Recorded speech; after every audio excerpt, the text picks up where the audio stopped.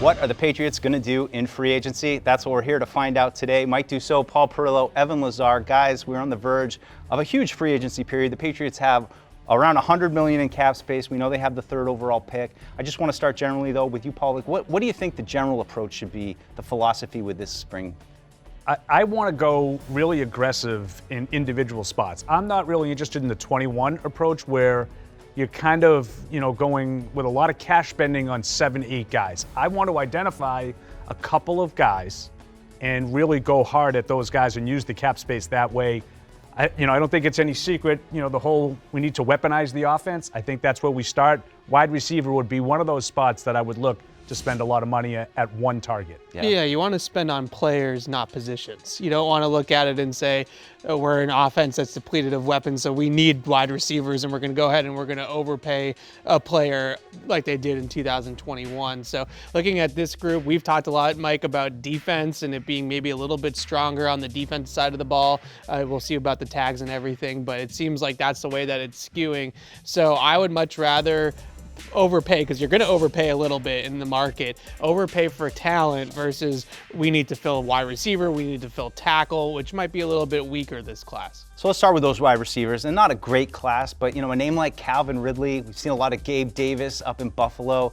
How do you feel? Like any of those guys kind of move the needle for you? It's not a great class, really. Yeah, and then some of those guys in that class have been slowly chipped away as we're leading up to the start of the new league year. Mike Evans signs his new deal. Other guys will be off as well. So I do think Ridley's worth a look. Now, I'm kind of intrigued by him because obviously he had tremendous production in Atlanta. Then he's out of football for a year and a half with his suspension. I thought there were, flashes of his old self with Jacksonville, but never really seemed to be back to his old self.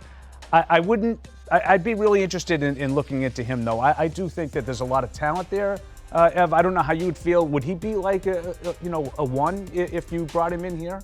For this team, he would. No, be, but yeah. you know what I mean? Is he a 100%? I don't think that he's a pure number one receiver. But what I do think is that if you take him in free agency and then you pair him with somebody in the draft that can play a little bit more on the outside regularly, you have a really nice 1-2 punch there. And I look at Ridley as more of that Z receiver type that can move around the formation, maybe play him a little bit out of the slot, run in-breaking routes, crossing routes, slants, things like that, that can really control the middle of the field. Then maybe you get the guy on the outside that can take the top off in the draft, and now you have a nice, complementary skill set. So I love Calvin Ridley. I've always loved his game. Route runner, technician, PhD in route running, as they say. He's one of those guys that can definitely get open at the top of the route and do a lot of things that I really like watching. I think in terms of number one receivers, I would be cool Calvin Ridley as well. Let's stick with the offensive side, weapons, tight end.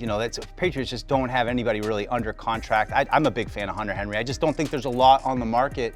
Maybe bringing back Pharaoh Brown, not a lot of options. Seems like a stretch to wait to the draft to try to get a top guy. Yeah, I actually like a couple of these tight ends, though. I mean, look, is there a number one, Travis Kelce? Of course not. But I like Noah Fant for this offense because you're looking for those explosive plays off of play action like the Browns did with David Njoku. Not necessarily the hand in the dirt, why that's going to block people, but in terms of the passing game, he can make an impact. And I've always really liked Gerald Everett's game. I just think I love Everett. After the catch, somebody that can catch the ball, they're going to move the pocket a lot. They're going to try to hit the, change of direction a lot.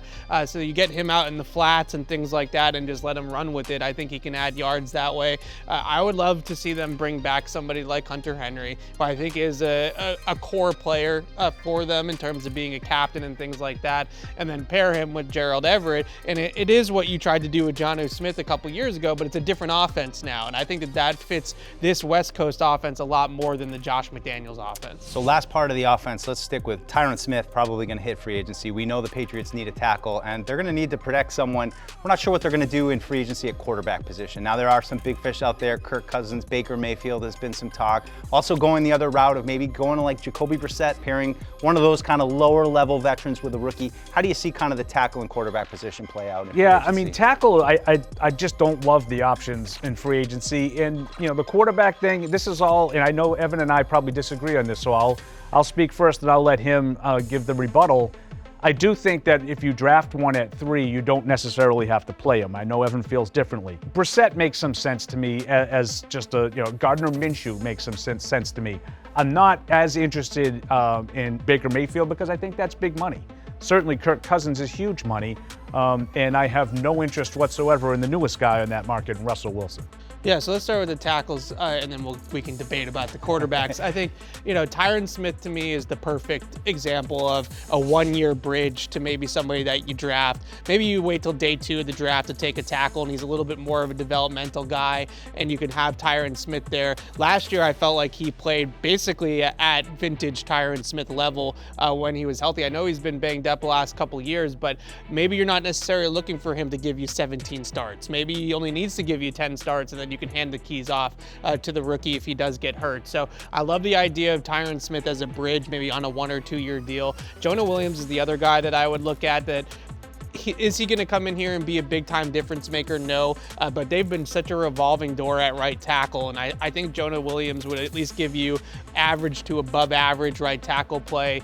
Are you going to love him in matchups against top edge rushers? Probably not, but he's going to hold his own in most matchups, and you're able to just kind of get by with him on the right side. So those are the 2 guys that I would look at, one left tackle, one right tackle, but it's similar to how I feel at quarterback, which is you're really just looking to build a bridge to whatever younger player you get. And I don't think that they need to start the quarterback week 1. Like, I don't think that that's an automatic.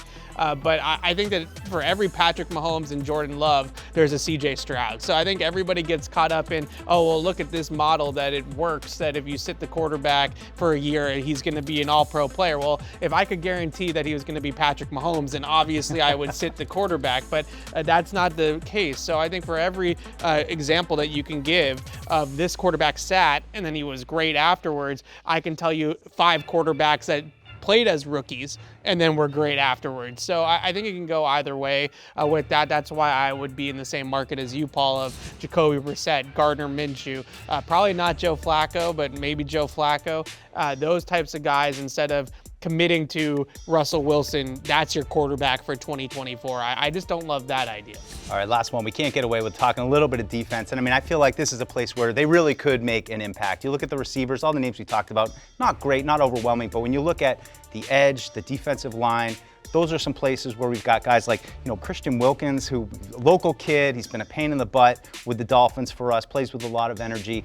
It seems like the front 7, Paul, could be a place where they make a splash. Right, so at the very beginning, I talked about targeting some talented players and going big. And I do think there are some edge guys in the draft, but the Patriots really aren't in a position to be able to take one because they have to find those offensive weapons.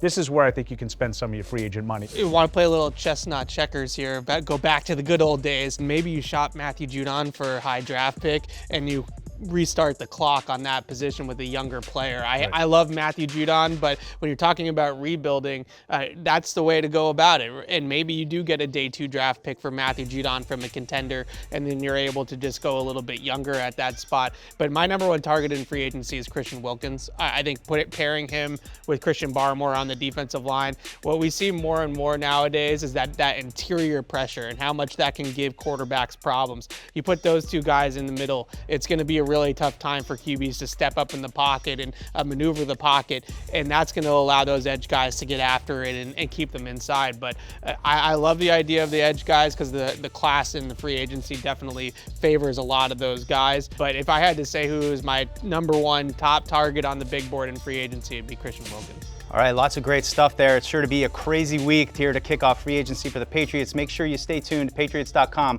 We've got you covered as everything goes down.